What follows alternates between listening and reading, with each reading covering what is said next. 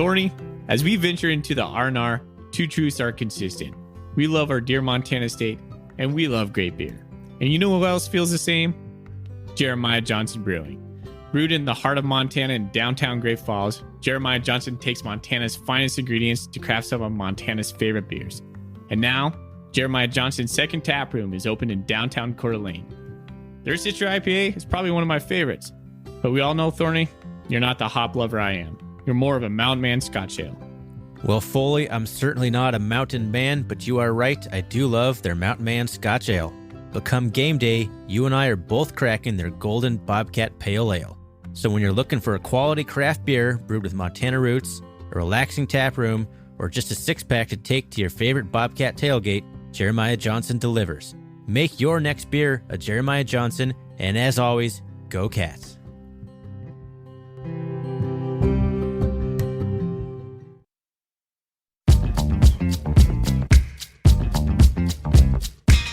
Welcome, everybody, to the R&R Catcast, a fan-based podcast focusing on Montana State athletics. We're two dudes named Ryan from the state of Washington talking about our dear Montana State. We hope you enjoy.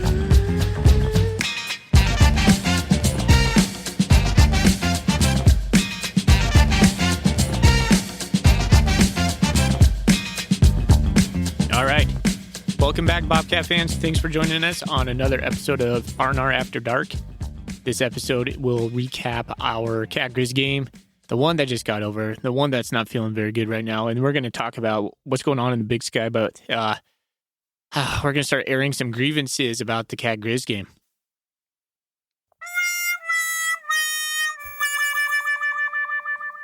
That's pretty much all I got to say. You let that weird soundbite do it for me. Oh, man, my phone is just blowing up. So many people are texting me right now. My aunt. You got to mute it. Burping. You. We're going to push through this. Yeah. I know I've gotten DMs from people like, are you going to do the podcast tonight? Like, I wouldn't do it if I was you. It's like, yeah, we're going to try it. We're doing it actually early. So do you want to just move into the Big Sky After Dark here? Because it's actually not After Dark. Yeah, well, you know, it's what we call it. So I kind of thought about that. I'm looking at the daylight burning behind me, and it's 2:30 p.m. It's 2:30. We'll get this released before all the games are over, hopefully. Yeah. All right, we'll start in the Fired Bowl, as I'm calling it. Paul Petrino fired. Rob Fennessy fired, but both coaching their last games. 14-0 Idaho, fourth quarter. I think they jumped out 14-0 first quarter, and it's been scoreless since then. So riveting game going down there in Pocatello. Right on. Give me the next one. Weber State, 47-17 over Northern Colorado. Big bummer for Weber State. They probably would be in the playoffs if they wouldn't have lost to Portland State, because Southeast Louisiana lost on Friday night, making them 8-3. And I imagine a 7-4 Weber State team would have gotten over them. So too bad for Weber. But they're Weber State looks like a team that's playing without any like expectations on their shoulders for the first time. 47 points. I think they put up 50 plus last week. Yeah, like 65 zip last week. I think yeah. You know, like that's what happens when it doesn't matter anymore. Like the expectations are gone. Yeah. In a game that we were watching closely because it has Big Sky Conference title implications, Sac State is taking UC Davis to the woodshed 24-0 at halftime. So it looks like Sac State all but sewn up the Big Sky Conference Championship with Montana State losing to the Grizz today.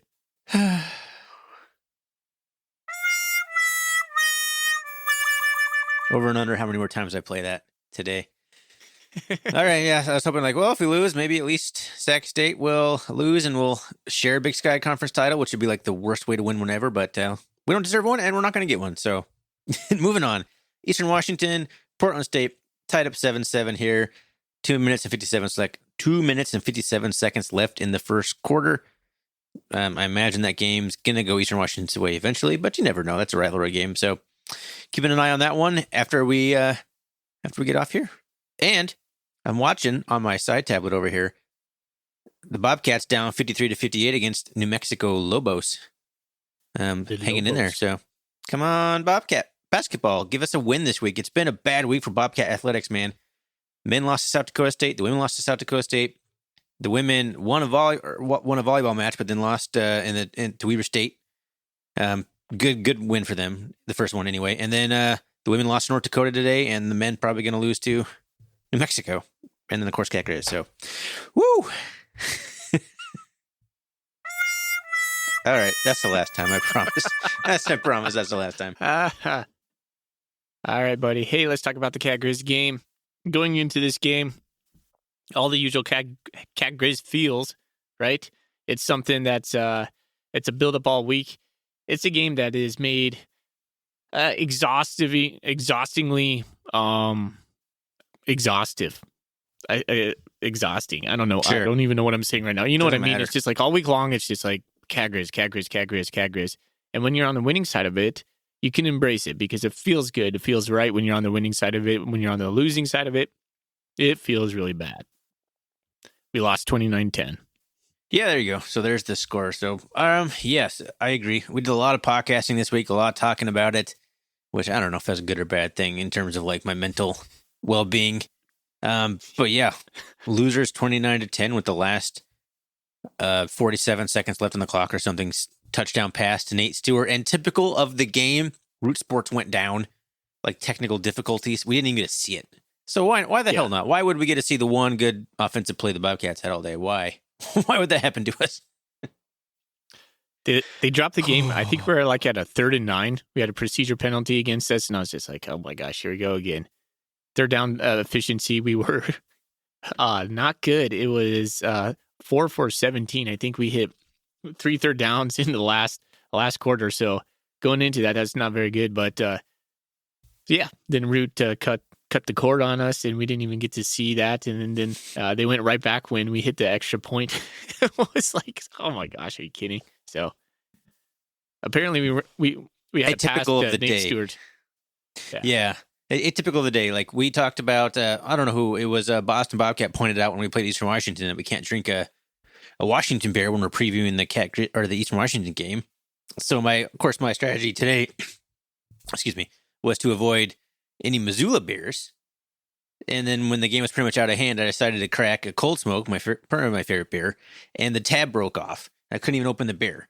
That's just, that's just how everything about today was just like that. That was the just finishing touch on an absolute amazing Saturday for Bobcat college football. You know, outsiders looking in, 29-10 doesn't feel like the worst. Debatable. We're the number 3 team in the country. Yeah. You don't lose 29-10 if you're the number 3 team country to anybody. Yeah, I don't know, man. You know, the Grizz we're up 7 in the nation. You know what this game reminded me of? It was not necessarily the score, but just like the momentum. It felt like the Grizz Weber game right before we beat them in 2019. And the Grizzlies were just absolute, just had the momentum the whole day long and just took Weber to the woodshed. Kind of felt like that a little bit. Like we were Weber in this scenario? Yeah, but, you know, Montana State's defense, like, if we're going to talk a little bit about the good, I know we like to do the good, the bad, and the ugly. I thought Montana State's defense played really good. Yeah, I agree, especially in the second half. I think the Grizz almost had 200. How many yards did they have at halftime? I wish I knew. It was over 200, I'm pretty sure. And they only managed 288 yards. So they must have only gotten like 50 yards or something after halftime. So I think the defense locked down. We won the turnover battle. 2 interceptions. The defense did enough to win this game. They held them to field goals. Only one score by the Grizzly offense, like only one touchdown, excuse me. Funnily enough, we I don't know, last episode I was saying like the Grizz will get nine I don't know, I said like 9 points of field goals or something, and you misheard it or I missaid it, and you're like, 9 field goals? I'm like, no, I meant 9 points off of field goals. And here we are. How many field goals did they kick? Was it 4 or 5? 5. Yeah. So 9. We were thinking like maybe I did say 9. So honestly, with how bad the offense is playing, the field position all game long, I thought the defense did fine. They only held the Grizz at 13 first downs, 51 rushing yards. I mean, they did their part. 2 turnovers. We even somehow won the time of possession battle. But this game was just, it was, once the second quarter rolled around, like you just knew that the Cats probably weren't going to win this game. Yeah, well, I kept waiting for the Cats to make a run, and it just never happened. I was like, okay, we went into halftime. I was like, okay, maybe we come out in the half. You saw Troy Anderson try out on the field on offense. It's like, here we go. We're going to do it. We're going to start chipping away at the lead. Just could never could get past that defense. That defense just made our day miserable. I mean, hats off to the Grizz defense. They won the game. They literally won the game. They overwhelmed us in every sense. Offensively, we had no counter. We had no answer for it, which is weird because second drive of the game, we were hitting outside runs just like we were in 2019. And I was like, okay, we got something going on. And then we got down to the 2-yard line. We had 2 procedure penalties put us in long. And then that was our first score. Stones hit a 35-yarder to put us on the board, 7-3. So I thought at least early on we were going to start to have some success. That went like straight away. They made some adjustment, or we didn't go back to the well on those plays. I don't know. What did you see? Well, if we're framing this in the good, the bad, and the ugly, do you want to move on from the good? Because I think I've already said my good. The defense. That's all I'm going to say is the good. And they should have had another interception, too. Trey Webb slightly lined up offsides, took away a Simeon Woodard interception that would have changed the momentum. It just felt like the Cats had some opportunities to swing the tide in this game, and it just never happened. But yeah. Moving on to the bad. I don't even know. Do you... I totally got myself derailed here. I don't even know if I have anything to bad. I might just put everything in the ugly category, but... Yeah, let's just talk about the ugly. Let's go. I feel like it's either the defense was good and then everything else was ugly. I want to start with the play calling.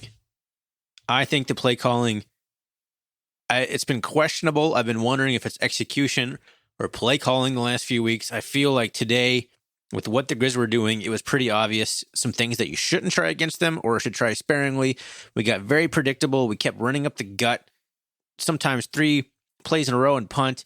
Like we were playing like we were up 14-6 against Weber State is what we were playing like on offense. That seemed like the game plan. And when we're down 3 scores, it was not good. It was very frustrating to watch.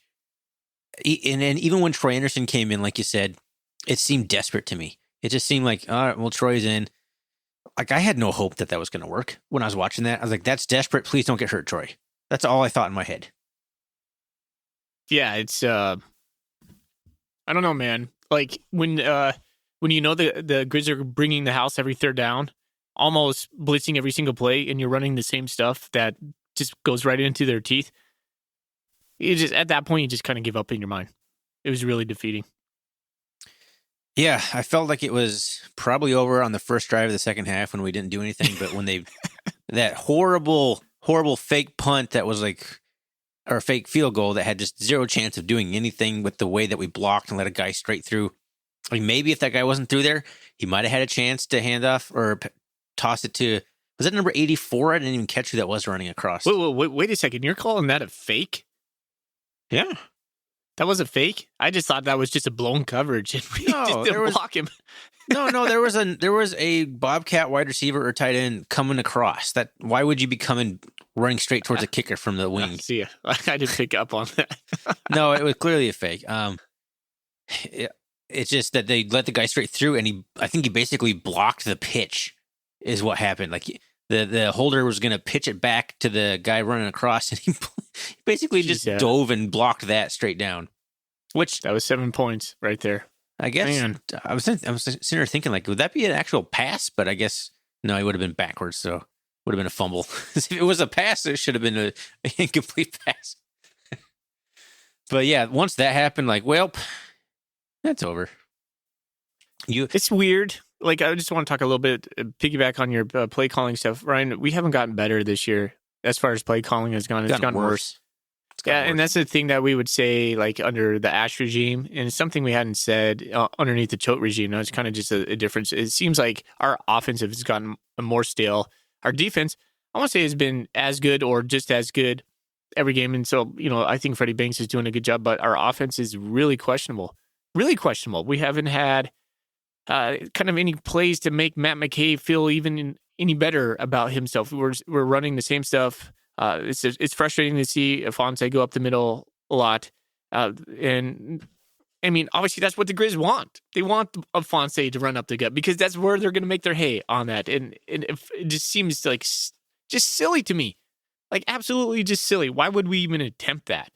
Like, Well- unless we get to the like later stage of the game where we have pressed the edges enough where we're keeping them honest, and then we bulldoze them down the middle. Why try? Why even try? Shame on that's right. That's the bread and butter. I mean, that's what we do. And if you take away a team's best thing, like most teams are going to lose. If you completely equalize it, I mean, we don't have, and they knew that. If you take away the run game, if you stuff the run up the middle, what else can the Bobcats do? They're not going to beat you through the air. Maybe they'll get some plays on the outside a little bit, but even that was working, man. The Grizz defense was playing fast. When we got to the outside, they were able to track it down and take our guys down for a loss more often than not.